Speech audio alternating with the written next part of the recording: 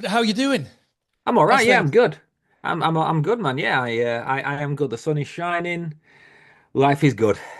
Yeah, I'm sure it is. I mean, especially with you got your book coming out and everything. I mean, that must be after speaking to so many people on your podcast. I mean, that must be. I saw you the other day with your unboxing videos. That must have been kind of. You must have been on a cloud and kind of surreal to see yourself doing it now, after seeing Yeah, so it many other was. people Yeah, doing it. yeah. I don't take enough time to. My wife shouts at me because I don't take enough time to sort of settle and reflect and be happy in them. I'm always like, right, what's next? What's next? Because Yeah. I'm always juggling different things. But no, when I take a rare moment, it's like, yeah, it's nice that it's nice to finish something. And so many things I've started and not finished, so it's nice to have the finished thing. Uh-huh. And so obviously, I want to ask you a little bit about how it came to be. I know that it's part of this Northern Weird project. Um, Hmm. was it a book that you already had before that project came about, or were you did someone reach out to you and say, "We've got this project. Would you be interested in writing a story?" How did it kind of come Yeah, about? but yeah, they came to me, which is weird because it's the first piece of full length fiction. I mean, it's a novella, not a novel, but it's the first long story I've written. I've published a few short stories here and there, um, but I'd worked with Wild Hunt promotionally, um, just but, well, not professionally. Like basically, like Wild Hunt Books, who published the Northern Weir project, they had this book come out last year called, or the year before rather, called Bear Season by Gemma Fairclough, and I liked it because she's from Manchester, and I kind of went to bat for it. And I ended up meeting Ariel from Wild Hunt Books, and she mentioned this project and just said to me like, "Would you like to submit something?" And I was like, "Well, yeah," but it sounds daft. I had no idea if I could do it because I've written short fiction, and short fiction's kind of one idea, often one or two characters. You just see it out to the end. For I mean, it's its own craft, and I'm not saying I'm great at it, but Oh it's yeah, no. a Some a lot of manageable novel thing. writers say it's more difficult to write a short story than a full novel. Yeah. But it doesn't feel as daunting, whereas like I'd never written a story with like different strands to pull it all together and the pacing and all that. And so I didn't know if I could do it. And there were a few worried moments because I wrote it pretty fast. But yeah, I just wrote it, power to the end, and the idea came to me in a flash, and I at least had the full idea. So I didn't have to find the story in the writing. I knew what I wanted to write, which made life a lot easier for your first Uh-huh. effort, rather than having to like work out what to do next. Right. I mean, you said it came in a flash. What came as a flash? The actual kind of the premise or the characters? Because I know that your dog Ted, I think it's called, is on the front cover now. But what was kind of like Yeah, the yeah, initial he's kind of on. spark? What was kind of like the big bang moment for the story? I basically took Ted for a walk, as I do every day, because he kind of runs my life.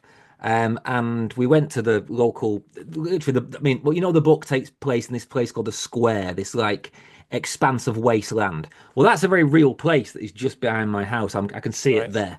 And I take Ted there to throw the ball for him because he can't be trusted off a lead unless he's contained. So, for those who don't know, my dog Ted is a little like Yorkshire Terrier, Jack Russell mongrel uber terrier, just headstrong idiot of an animal. I love him dearly, and I take him there every day, threw the ball for him. And this one day, I must have been in a morbid turn sort of frame of mind, and I thought to myself, if and when he dies, because I'm still clinging to if that he might not, um, I'm going to bury him here. And then I started thinking, well, if someone saw me doing that, what would they think I was doing? Would that look sinister? Yeah. And by the time I got home, 20 minutes later, I had the full story. Now, I didn't have all the wrinkles. I didn't have all of the stuff that I think makes it work, like the thematic sort of cohesion of it. But I had the rough outline, and then I found, as I was writing, I sort of discovered that what I really wanted to write about is small town, narrow horizons, and why bright people get stuck in places that diminish them. Right. Yeah. Uh-huh. Was there any And specific that's what it reason ended up why? being. I mean, were you going through anything specific there that you kind of felt that you? Well, I I mean, come from a you've small got your town like podcast that. and you've got all these different things. So like, you can't really say that you've not got the kind of the capacity to kind of go where you want and do what you want. I mean, I've managed to do all this stuff from the north of Spain, Mhm. and it's kind of like, but what was it in your life that made you want to write specifically about that? I grew up in a town like that. I still live very near to the town I grew up in Lancashire, and it's I wonder now if I'm honest. So I would have written this. Yeah, summer. Oh God, this is how my memory is so bad. I wrote it last summer, and I now wonder whether or not I was sort of struggling with the political landscape and the fact that we had this dying Tory, not to get too political, we had this dying government. Um, and I get very angry about the fact that in the UK, as in a lot of the world, but particularly in the UK, the establishment managed to convince people that they're on their side when those people are despised by them. And I look at the small town I grew up in, and these people who vote for their own oppression and vote for their own diminishment and vote for their own um, degradation, right? And why do they do that? Why do these places become such inward looking places where people allow themselves to be oppressed by circumstance and poverty and this weird anti-intellectual mindset that I grew up around, where if you had aspirations, you were seen as in some way being a feat or getting above your station. That's a big theme in the book. Yeah. And I wonder if at the dying end of the Tory government, when the election was coming, and I knew people who I loved dearly who were still going to vote for the Conservatives or, for God's sake, for reform. I wonder if I was deep down angry about that and wanting to sort of take stock of that. Yeah. But that's only looking back. At the time, I wanted to write about my little dog, and I've always loved small town horror stories. I mean, Stephen King's It's my favorite book, and Derry in that book is a similar place there are people there who really despise outsiders and those who want to look beyond. I'm fascinated by that kind of setting. So I think at the surface, I wanted to kind of just play with that. Deeper down, maybe I was angry about the state of the country. I don't know. Uh-huh. Oh, yeah, yeah. I mean, yeah, there is a very, I mean, it's not a political book in any way particularly, but there's definitely kind of certain moments where you can, Jim, as a kid, especially, he talks about, I don't want to give too much away, obviously, but he kind of very much, there's some kind of pent up anger in there against certain Yeah. people in the village, and he's got this big chip on his shoulder, and he hates a Hmm. certain guy who's like his Volvo is the best thing since sliced bread. Yeah. Which was just funny Yeah. because my dad, he's always had Volvos and he's always been so proud of them. That was really funny when I came across that bit. Yeah. Well, I picked that car on purpose because there's not to insult your dad, but Oh, like of I course not. think of Volvo particularly back in the time, because obviously this book is looking back over Jim's life, and at the time that that happens in Jim's life, like the Volvo was such a weird status symbol, and it's kind of I picked it because it was a weird status symbol of people who thought they'd made it but hadn't made it, but it was Yeah. like that kind of middle class snobbishness of like, oh, I'm okay, I've got a Volvo. It meant something. But I will tell you something. The thing that Jim does in his anger to the Volvo, my dad did that. That's a true thing. Oh, that's a true I mean, story. my dad's gone now. He died earlier this Yeah, year, so I sorry, could talk I about read it. that at the But back end yeah, of the book. Sorry about that. Yeah.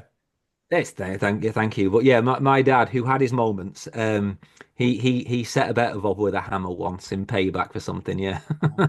Oh, it's funny you say that because my dad was always he always kind of wanted a Mercedes or one of yeah, those kind of or BMW, but he always ended up getting a Volvo, and he's like, well, that's the next best thing. yeah, It was like his pride. Yeah, yeah, so it was just funny to crop up it so yeah. that cropped up in the story. Yeah. Also, it feels. I mean, you mentioned that you've got this square, kind of this square in your backyard there, it's kind of where you'd like to maybe bury the dog if it Yeah. does pass away. That's that. Oh, Hmm. I don't know. Obviously, I guess that's kind of all around the world, but that was something that was very typical when I was growing up. We used to do that in the back garden as well. We'd have cats and things like that. And we would bury them in Yeah. the back garden. The book is very. It feels very northern England. I don't know why it's got. It's just there's something very weird and creepy about certain things that there are in the especially kind of in Yorkshire and the North England. Hmm. Why do you think that is? That's a good question. Because I was thinking about it before, and I was thinking like the beginning of American Werewolf in London. It's in the York Mhm. Moors, and there's this kind of Yeah, this all these different things like 28 Days Later. They've filmed some stuff in Bradford as well. yeah, yeah. Since I don't know if you've seen I the film think Since it was filmed there as well.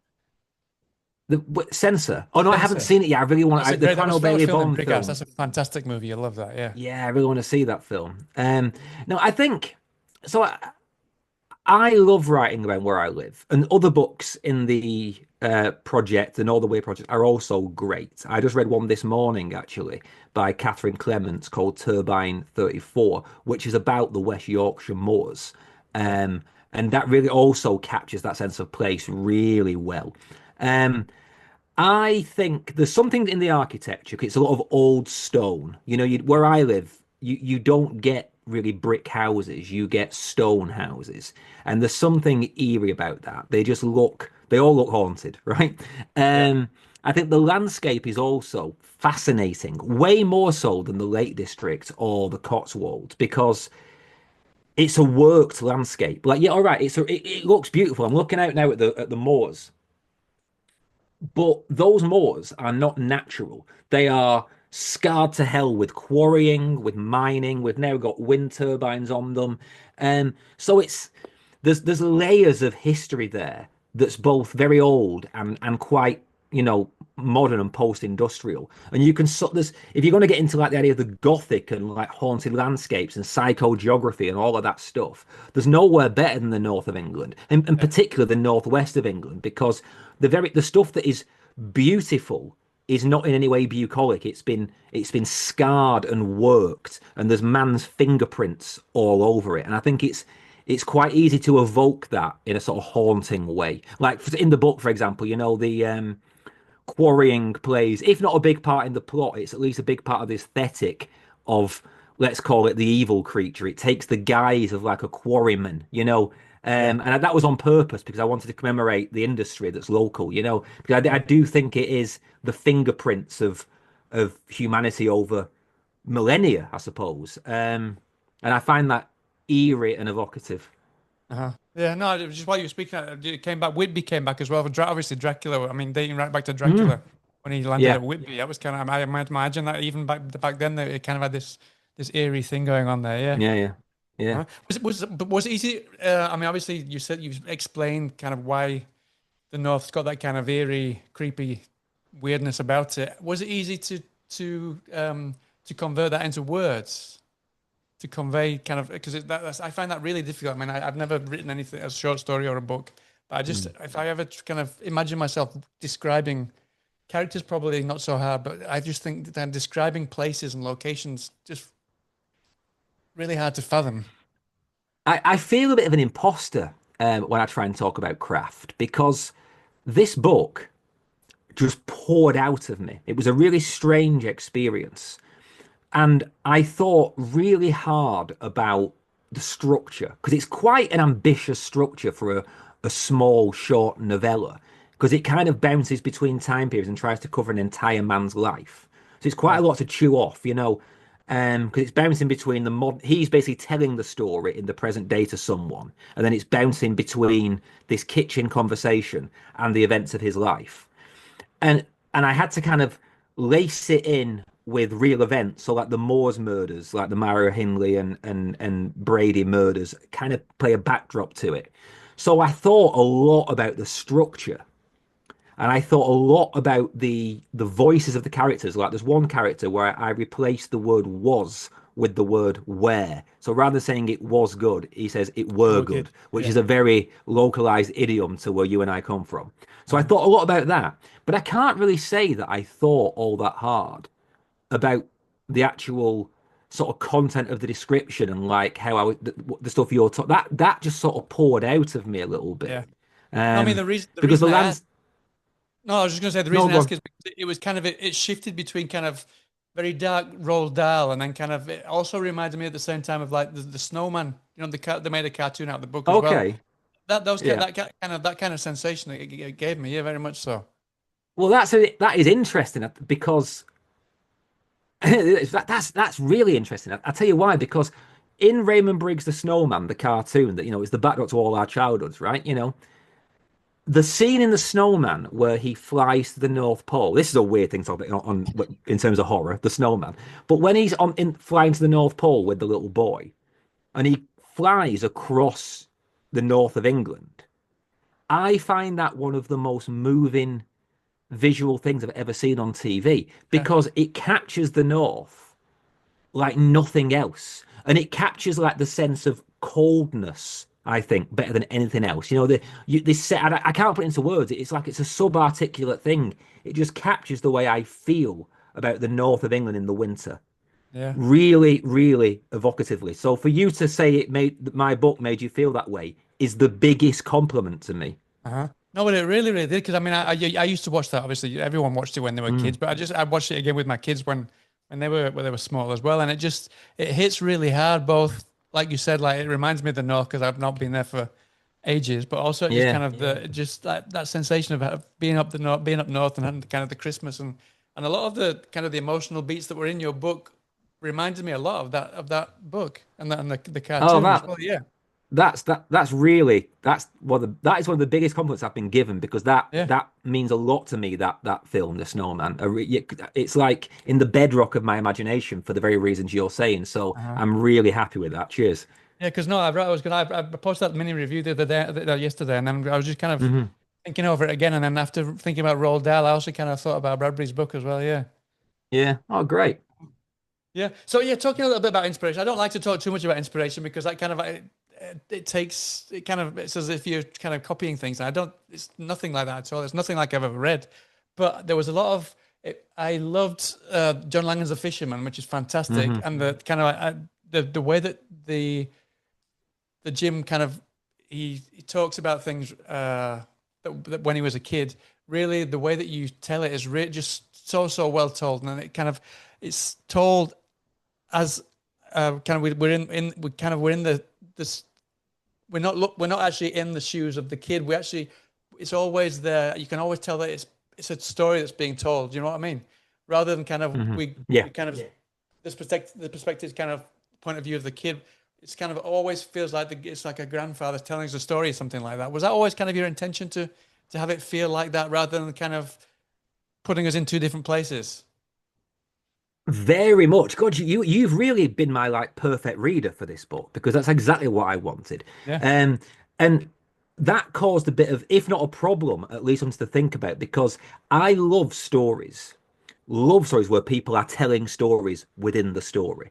I find it just really immersive. This feeling of like you've walked into a bar, you sit down, and a strange, dark stranger comes over and tells you the weirdest thing that ever happened to him. I just really catches my imagination. But one of my pet hates in fiction is when someone is telling a story and how do I put what I mean? Sorry. I So think I know what you mean. Yeah, when someone is telling a story, I think it should sound realistic that that is someone talking to a real person. yeah, And quite often, what you get is someone starts telling a story, and it switches then to inhabiting yeah, the perspective of that person when they were experiencing the thing. yeah, And what happens then is you get like these really like OTT descriptions that are very writerly, but a yeah. person wouldn't talk like that. So I really wanted everything that happens to Jim as a boy to not get too lost in metaphor. I want it to sound like this is somebody actually talking to another human being rather than somebody writing the story of someone's life. Exactly. Yeah. No, So I the hate fact that as that well. Yeah.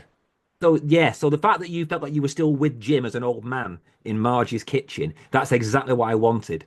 Right. Yeah, that's exactly how I felt. Because it's like, I remember when I was a kid, I used to watch like shows like the Golden Girls and things like that. And when it was like Christmas Mm. time, they'd do like a best of, and they'd have like the Yeah, Golden Girls huddled together. Do you remember that when we did? And then it kind of shifts to like a little bit of the episode. And I yeah, hated that so much. And I just prefer if they just told the story, just sat around the table. It just would have yeah, made much more yeah, sense. So yeah, yeah. I mean, you hit the nail on the head with that as well. Exactly. Yeah. And it also, it kind of, I recently spoke to Philip Fracassi, who's just Hmm. written a. I know you've spoken to him as well. You've read his last book in the geriatric in the The residence Autumn home, the Autumn Springs Springs Retirement Massacre. Retirement Yeah, Massacre. Yeah, and when I yeah, finished that one, I felt like I was like an 80-year old. I really felt like I yeah. was like going through the same kind of motions as they were. And this happened here with. I kind of really felt like I was going through the motions with Jim. Oh, that's good. I literally Phil Fracassi is my most recent guest on my podcast, and we talked about writing elderly protagonists and how it actually felt quite natural to both of us. I didn't have to strain to, and Yeah, I think that may be because I was channeling a lot of my dad through Jim, um, and Jim is also based on a very real person, who had was Jim. Jim, my character is called Jim Howarth. My dad's best friend was a man called Jim Howarth who got stuck in my small town through various circumstances. And I always felt he was a wonderful man, but I always felt like he had a strangely, unfortunately, limited life. He could have had a wonderful life, and because of family commitments, he got kind of stuck in a situation. So the book was very much a tribute to him. And I think I was I knew him and I knew my dad so well that I found it quite easy to write from their perspective. And I plus I love elderly protagonists because I always think like everything they do is informed by a life rather than Yeah. you know informed by 10 years maybe. I also love childhood protagonists, but I think I love young protagonists because of their innocence, and I love elderly protagonists because of their experience more than anyone in between. Yeah, that's exactly what I said to Phil the other day. I said to him, I said, I love the fact that these are, I mean, because normally slasher movies, you see these kids that have got their lives ahead of them.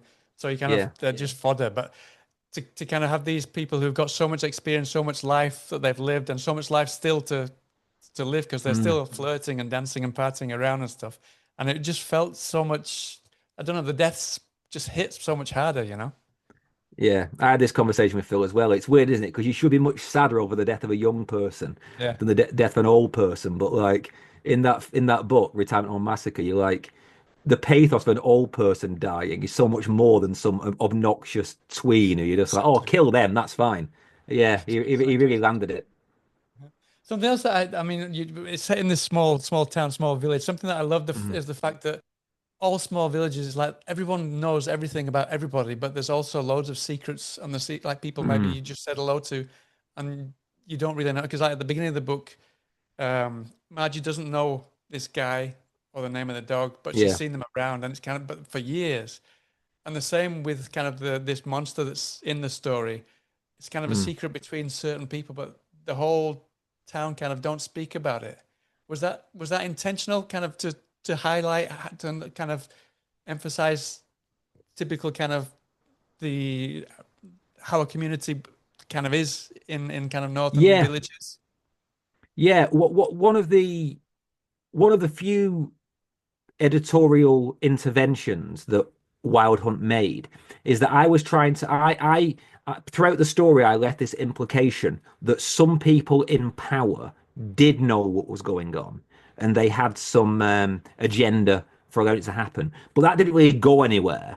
And I think if I'd written a longer novel I could have pursued that, but it just felt like one wrinkle too many, so I took that out. And I went with the idea that this is kind of generational loss where every generation of kids knows that place. Well, every generation of kids plays in this place until something bad happens. Then they move away. But just enough time passes for the next generation to come along in their ignorance. And this is kind of inherited um, b- both awareness and ignorance of what is going on. And one that's very much inspired by King's It, because in many ways these are parallel stories about, child disappearances in a small town over the years. So it's inspired by that. But it's also inspired by a few times, and this is quite dark here, so forgive me. But my wife and I, we go walking a lot. We take, the dog out and stuff, and we were over in Haworth, Bronte country, Yeah. and we're in the middle of nowhere, and there was this house, and it looked like it'd been built in like the 16th century. It was this like immaculate, very very old house, and it had been like done up to the like looked incredible. But and my wife said like, oh, it would have been amazing to live there, in the I don't know 1910 or 1840 or whatever, wouldn't it? Like because we're looking at it, she was like, look, all of this like the motorway you can see there and the pylons, they wouldn't have been there. It would have just been this house and all this beautiful unspoken nature would have been wonderful. And me, in my typical dark, cynical way, I just turned to her and said, yeah, but imagine the incest. Right. Imagine, I said, because, and she was like, oh, for God's sake. I said, no. I said, think about all the dark things that went on in all these houses, or potentially went on in all these houses, because your house was your castle, and there was no easy way for people to get out and like, pull the veil down on the dark secrets. There must have been so much dark stuff going on. And she was like, oh God, you've got to make everything horrible. I was like, no, I'm a horror writer. That's what I do. But it stuck with me. And I do think you're right. I think Sorry to make about incest people. That's horrible. No, no, it's But okay. No, I just recently read you've had it a bit Eric LaRocca LaRocca's on this latest, so show. no, Yeah, yeah. I was going to say you've had it a bit LaRocca, so it's fine. But I do think those secrets held in small places are far more chilling than secrets held in cities. Cities are scary for very, very mundane, grim reasons. The countryside and small places are scary for much more romantic, gothic reasons. And I wanted to pursue that. Uh-huh. But there's no incest in my book. You can rest assured on that, guys. Yeah. No, yeah. It's kind of I don't know how to explain it, but yeah, I was expecting something darker because of your guests mainly. I thought that Yeah. maybe Neil's going to go darker, and I don't know about Mm. incest or anything, but I thought it was going to go somewhere. I mean, obviously the creature. I don't want to talk about the creature too much, but yeah, that goes dark. But it's very, like I said, it's very quaint and very poignant most of the time. Yeah. Yeah, I wanted to write a book that was about, again, to go back to King's It, and I'm sorry to bang this drum, but like the reason I love It, which is such a dark book, I mean, horrendously dark, but I think of that book as like a comfort blanket about hope and love and friendship and loyalty and above all bravery.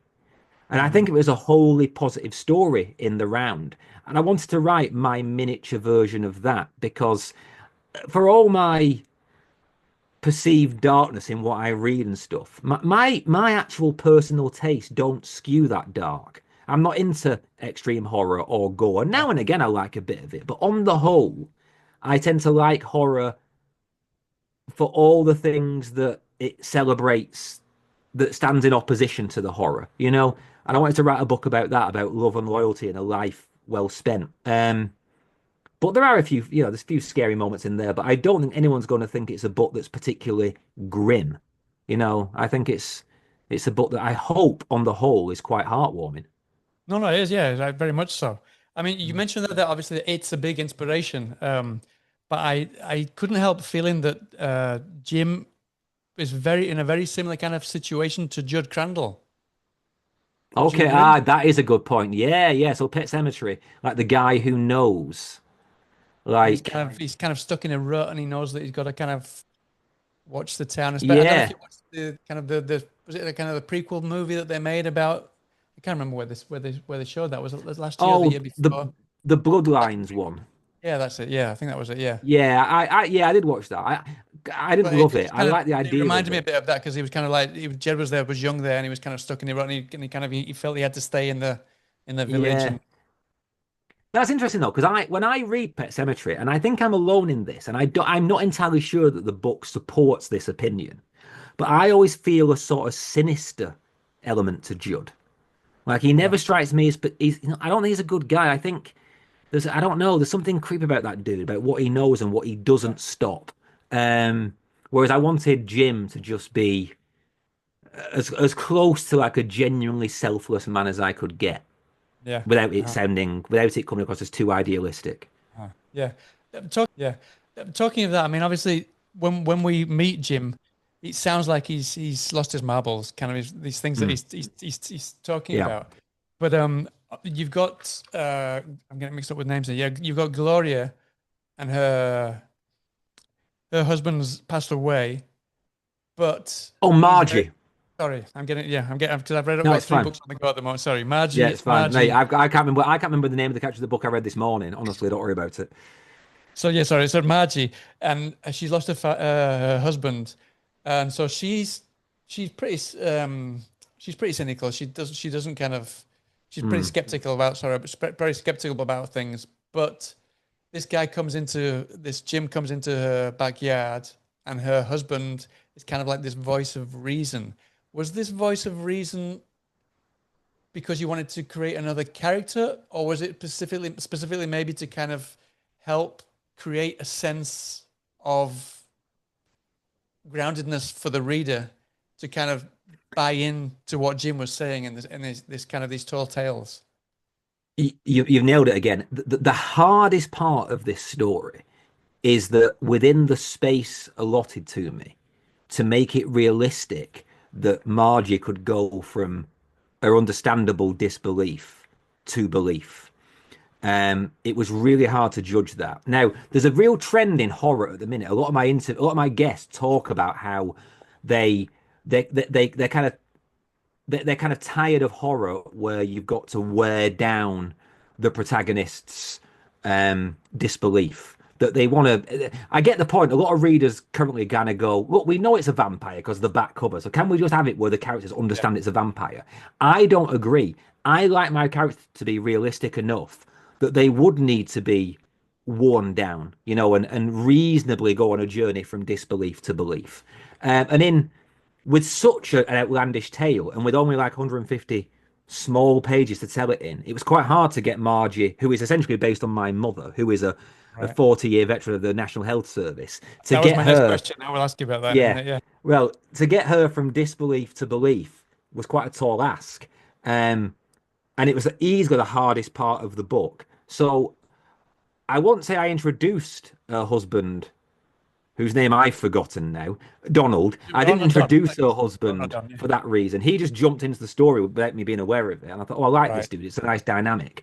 But he became very, very useful in being the person who was like, he remained the unbelieving part of Margie's brain when Yeah. she was starting to give herself over to it. So it made her journey a lot more smooth and I think reasonable.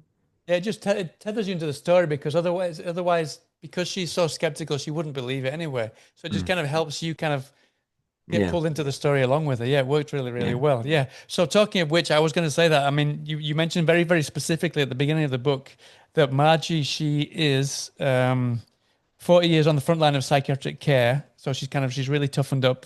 Says almost cauterized a nerve ending. So yeah. she's very skeptical about stuff. I imagine that was based on somebody because there's quite a few moments in the book where you do kind of talk about her having worked in kind of the healthcare and Yeah. how she treated Jim in the book because of her background. Yeah, that's my old mum. Like for Right. like. My mum was she worked in psychiatry. She was a psychiatric nurse who Hmm. specialized in geriatric care. Right. And she has some wonderful stories that range from the truly heart-wrenching, people who were locked up for their entire lives because they had an illegitimate child.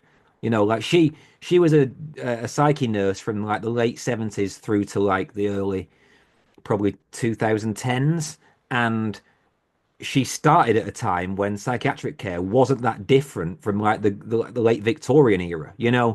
Like she worked with women who, like I said, had an illegitimate child at 16 and were still locked up and are completely institutionalized in their Yeah. 70s, an entire life squandered, right? Because of like, the Religion. residue of Yeah. Victorian morality, basically. And then she has these hilarious stories as well about people. So that, I mean, she, she is so at the firmament of my imagination about all of this stuff, about older people and their potential and their weaknesses. And she is somebody she's the most incredulous person I know. She has absolutely Right. no time for any of this. I mean, she loves the book. And weirdly, she's the only person in my family who has a genuinely impossible to explain ghost story. But at the same time, she's the person who I think has the least time for any of this stuff. Yeah. So she seemed the perfect person to listen to this story and react to it. And how did she react to Jim and to Margie? I imagine she kind of maybe saw a lot of her in Margie, when she read I've it. never asked her. Yeah, Yeah. I've never asked her actually. I probably should. I was really nervous because my mum still lives in the small town where I grew up, and I'm quite like scorching about it. And I was a bit worried that she'd take it as some kind of belittlement of her and her life and stuff like that. Yeah. But she hasn't, and I hope that I'm even-handed enough in the book to say like, there are still really great parts to living in a small town in the northern countryside.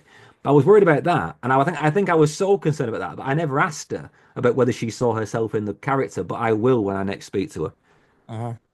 And but what'd she say about the book as a whole, especially kind of like because she's worked with old people all of her life? Oh, how Yeah, I mean, she's did you just ask very proud, I did you think. have any kind of back and forth brainstorming sessions with her to kind of to just get that balance just right and Oh yeah, yeah. I yeah, rang her several times to ask her. There's a part of the well, for starters, I had to ring her to pin down what the school system was like in the 70s because I suddenly realized I had no idea when like O levels started and when they became Right. GCSE. Yeah, So GCSE.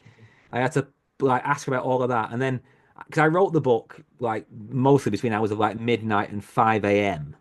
Wow. Because that's when I work my best. And there were a few times where I rang her at like 5 a.m. because I knew she's up early. I was like, Mum, before you have a cup of tea, can you just explain to me if this guy turned up to tell you this was happening, what would you think he had? And she was like, oh, she was like, oh, I'd assume it was some kind of like schizoaffective thing. I'm like, thank you very much, that'll do, you know. So anything that even alludes to any kind of psychiatric like kind of know-how is all just my mum's wording taken like for Yeah. like. Brilliant, brilliant. Also, I was when I got to the end of the book in the acknowledgements, you said that some of the early people that helped you were Rachel Harrison. I think was one of the first that read the book, and I think Nat Yeah, Cassidy was a big help as well. This is yeah. because this is. I mean, obviously everyone can understand it, but it's very, very British, very, very northern. I'm quite Hmm. curious. What were your conversations with them about the book? Because I imagine they had quite a few questions about certain things because it was easy for me to pick up on kind of Mm. turns of phrase that are very typical over here. But for Yeah, I them, think at like you one said, point, were instead of was were and things like that. What were there anything that they picked up that you found funny or that they found well, funny? I think that I had to make sure they understood what a Guinness and a Snicket was because there's some point where I use that phrase. But no, that was never really an issue, and I'm quite relieved because I was very aware of that, you know, because the Sure. weird position I'm in is that because of my podcast, magnitudes more people in America know me than here in the UK. So obviously, to talk commercially, my best chance of success this is to sell it to the people in America who know me and are curious, right? But that's a hard ask with a book that is so Northern English centric. Yeah.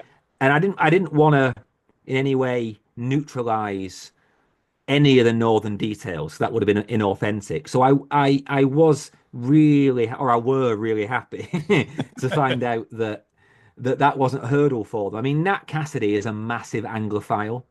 Yeah. For those who don't know, Nat Cassidy wrote Nestlings and When the Wolf Comes Home.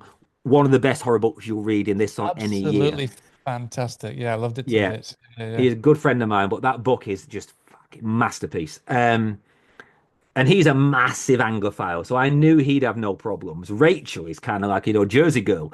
And Right. Rachel was the first person who read it before my wife, before anybody.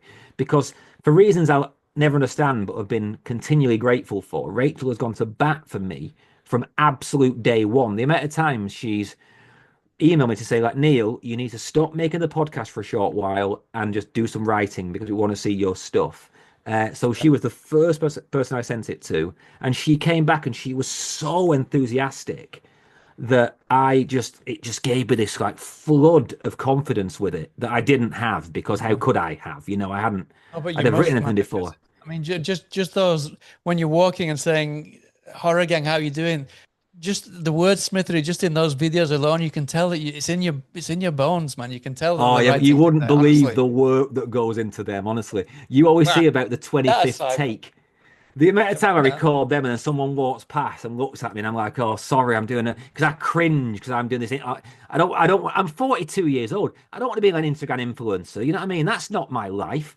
no, So the but cringe no, I feel, but case in I point, live though, in is the, that you're I just live in fantastic terror that with someone words, I though. know will see me doing it, right? It haunts me. So the drafting that goes into that. But anyway, I take your point and No, thank you but very no, no. much. Honestly, you got away with words that honestly. I mean, this book is fantastic. You shouldn't be doubting yourself at all, man. It's fantastic. Really Well, is. thank you. It means a lot. Uh-huh. So, talking of people who've read the book, I believe even the king himself has read it. No, Yeah, he blurbed that it. must Yeah, have it's mad. been amazing. Yeah, there's a king blurb on the back of the book, There is, yeah, yeah, uh, yeah. We'll which read it just out. In fact, feels like the most surreal thing yeah. that But could possibly happen. I think you did. You have interviewed him, no? Interviewed him twice. Yeah, he came on the You've show interviewed him on twice. the show. Yeah, that's right. Yeah. Yeah. So how did he how did he come around to read your book? Did you just kind of reach out and see if It he was interested? no, so I sort of cringe when I tell this story because it sounds like such bragging, right? So I do hear what this is going to sound like, and I apologize. Since I interviewed him, we've just sort of kept in touch. Right. Obviously, when I say kept in touch, I am very, very considered in my approach because I do not want to be that guy who's inundating Yeah, Stephen yeah, King with nonsense, right? So I pick my occasions and drop him an email. But every now and again, he will just email me, and yeah, it's never less of a thrill, never less because for anyone who doesn't know, I am an obsessive Stephen King fan, obsessive. Like yeah, his to quote Nat Cassidy actually, because he and I feel the same. Stephen King is my mother tongue, right? And he means the world to me. He means more to me than most of my relatives, to be honest. Relatives get over it. Um, but he out of the blue one day, about after we've been chatting back and forth, this prolonged, intermittent email conversation, he just sent me an unpublished short story and said, "I think you'll like this. What do you think?" So after I kind of climbed in off the ceiling, I read it and I was like, sent my thoughts back, and then he said, "Fair's fair. You read one of mine. Send me one of yours."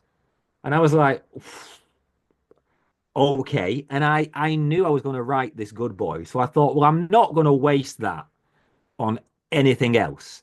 yeah, So I bided my time and I finished the story. And I just dropped me an email saying, Steve, I know you asked months ago and like you were probably just being polite and I expect nothing, but here you go. I know you like dogs. It's got a dog in it. And he yeah, responded saying, like, I love dog stories. And then he went quiet because I mean, I mean, I'm inundated with books to read, right? I can't imagine what his life is like. And then he kind of went quiet and I thought, well, I can't ever say like, oh, have you read it? Because I can't do that, right? yeah, And then again, 6 months later, just get an email saying like about to start it. I was like, Christ, went into blind panic. And then he wrote me this lovely email about it. And then I just said to him like, is it okay if I use that for a blurb? He's like, yeah, of course it is. And that's how it came to be. And I feel such a dick telling that story because the luck and privilege of that position, and I'm very aware there are writers out there who spend careers trying to get a blurb from King. yeah. And frankly, I apologize. And all I can say No, is but you shouldn't make a because podcast that kills you for 5 years, right? yeah. That's my only advice. That's my Mhm. only advice because I'm just so lucky and I feel No, so but you shouldn't. privileged. But you shouldn't feel bad about that because, like you said, you don't want to be that guy that's hounding him at all. So, I mean, it obviously just kind of came naturally, organically in the end, Yeah. more or less. Yeah. I can't explain it. Fantastic. I'm so happy. Yeah. Well, you mentioned that kind of Stephen King is like your father almost. Mm, But I mm, think it was more important for you that your father was able to read the book yeah. before he passed Yeah. away, no? That must have Yeah. been Yeah. the most important thing for you, no? Yeah. Yeah. It was the most important thing. And I don't want to bring this conversation down, but my dad died in May. So he read this book in. I used to send my dad my work as I was writing it, and he would come back. I used to say to him, like, don't give me feedback. I just want to know whether you like it or not, because he would get so granular and it would Yeah. derail me. I'd get too fixated on details, and it would kill the project. I used to be like, just tell me if you like it. If you don't like it, because he's my ideal reader, because we had the same brain. I was like, if you don't like it, there's a good chance I wouldn't like it if I read it and I wasn't the creator of it, you know. Um, but it was always so full of like just pride in me. And when we spoke face to face, like me and my old man, you would think we were the worst of enemies. We didn't have a good word to say for each other. But I always knew he was proud of me, and I always knew that like if he said he liked it, he really did like it. And we had one of those very English northern toxic masculine relationships, but founded on such love. And he loved it. He loved it to pieces. And it was about his best friend. Like I said, the gym house with his best friend. So he loved that. And he loved my dog. So he loved that. And he was just glad I'd finished something. And when he when he died, I haven't yet really experienced much grief. And I've got lots of theories on that. And I think it's because we didn't have much left unsaid. But there's I have a book launch on the 9th of October, Hmm. on the 10th of October, because the book comes out on my actual birthday, weirdly. Comes out on your birthday, Um, really? yeah, yeah. And I have a book launch in Manchester with my friend and fellow writer Gemma and Moore. Right. And I think it will hurt that he won't be there. Oh, Not so much. 'Cause here's the thing. I don't care about him holding the book because I don't believe that books matter. I think stories matter, right? Yeah, I love the cover. Yeah, it's great to see the finished product. Of course it is. I've never been one for buying first editions. I kick my books to the my I just think object is ephemeral, right? And he read the story, so I don't care that he didn't hold the book. But I wish he could be at the book launch. That's, I think, where I'll miss him the most. Although mm. it'd have been obnoxious. It'd have been telling me that like how he could have done it better, and like trying to get my publicist to like give him a chance to write a book and stuff. Oh, that's brilliant. I mean, just going, I want to go back to, I mean, you said that you had a lot of other writers that kind of helped you on the way. Can you, I don't want you to give too many trade secrets away or anything or what they share with you, but with from the other authors, how did they help? What kind of help did you seek from them that you felt that maybe you couldn't provide with this book? Because you said you doubted yourself quite a bit. What would you say that you asked like Rachel and Nat? What kind of questions did you ask them mainly about getting this Yeah, novella down on I, paper? I, I didn't. I don't think I wrote it in almost complete isolation. I didn't ask anyone. I just sat down and churned it out. Um, but but I had zero idea at the end. No, that's a lie, right? That is false humility. When I wrote it, I knew it worked as a story. I knew it functioned as a story. What I didn't know is whether I'd written something that was compelling, because I was very aware that there's a degree of repetition in the structure because of what this creature does. Yeah. You kind of unavoidably cycle back to similar events. And I was worried that I had just basically written the same thing 3 or 4 times. Um, so when I sent it to them to read, that's what I was worried about. And it's Right. not so much that I asked them for specific advice, but when they came back and was like, this is really compelling, it put that fear to bed, I think. So I don't recall asking anyone for advice in the writing. I asked for a whole lot of reassurance when it was done. Yeah. Uh-huh. And I guess they reassured you pretty much from the word go now, because like I said, you can just tell that you've got away with words without even Yeah, writing. they did reassure me, but my worry, you see, is that I'm very aware that I have a lot of writers out there. You've only got to go look at the people who've blurbed the book. I've got a lot of writers who I know feel a degree of like they want to help me out because over the last 5 years, I've interviewed them, I've promoted their books, I've put them in Esquire and The Guardian and Vulture Yeah. and all of this sort of stuff. So I feel the goodwill from the community, Yeah. which is lovely, don't get me wrong. I But I know what you was mean. a bit worried that like their kind of their enthusiasm was in some way informed by them wanting to be Like nice to me, what you you'd know? help them out with. No, I know what you mean because I Yeah, review yeah, films. I review films of kind of people that are directors that I know and things like that. And like yeah, it's very difficult to write a review about someone that you love. right? It's like Yeah. exactly, yeah. So I was a bit concerned, I was a bit concerned about that. What I have loved is when it's gone out to book bloggers and like bookstagram people and that. Yeah. And I'm getting feedback now from people who don't know me, or they might know the show, but they don't know me and that's really nice because that feels completely authentic. But what I'm looking forward to, this sounds so perverse. I'm looking forward to the first bad reviews Yeah. because they're going to come, right? Because of course they're going to come. Like Goodreads is a cesspit. And I'm looking forward to the first bad reviews because I think I'm quite thick-skinned. I really don't care. Yeah. That's not false bravado. Like there are loads of books I hate that other people love, right? I get it. Oh yeah. You get But hate just for the loving a book. Yeah.